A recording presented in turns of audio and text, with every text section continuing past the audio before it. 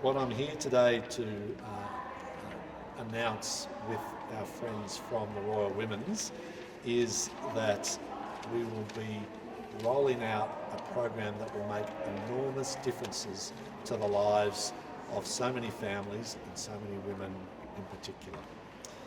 I'm pleased to announce that the Andrews government will, as part of its budget next week, fund $70 million for public fertility services to be delivered for the first time here in Victoria.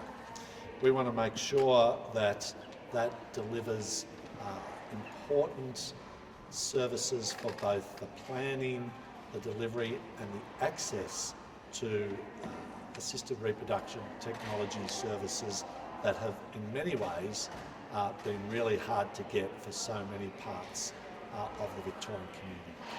What this announcement will do is not only help Victorians achieve that dream of establishing a family for the first time, but it will also do so in a way that will save them so many dollars.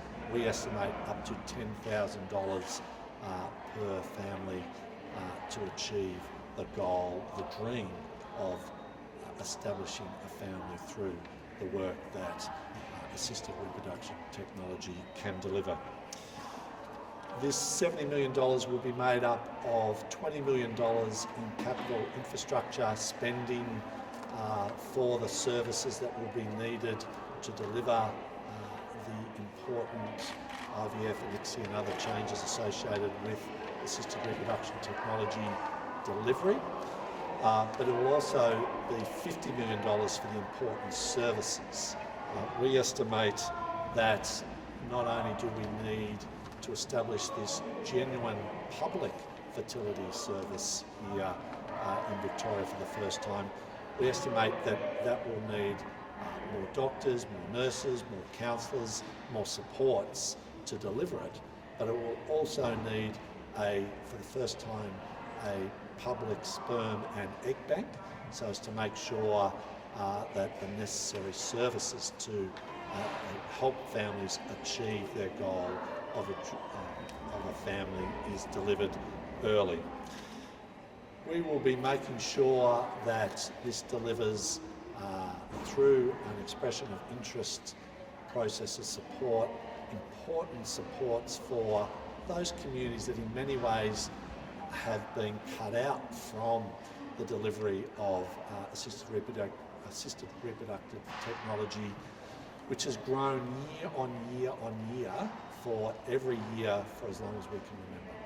We want to make sure that our communities in the regions have access to this service. We want to make sure that diverse communities, LGBTIQ plus Victorians, those from diverse community backgrounds that might not necessarily have the resources and the access to assisted reproductive technology, have the opportunity to be part of this process. And we are very confident that that's what will occur through this $70 million investment.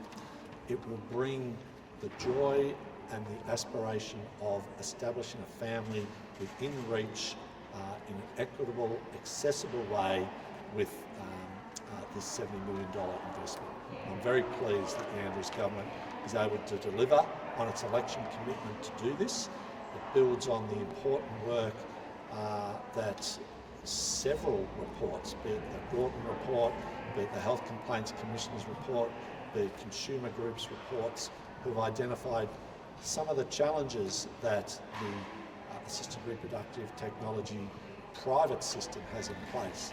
And we think that this will provide not just a counterbalance, but an alternative pathway that will allow thousands of Victorian families the opportunity to achieve that dream of delivering their own family through this program.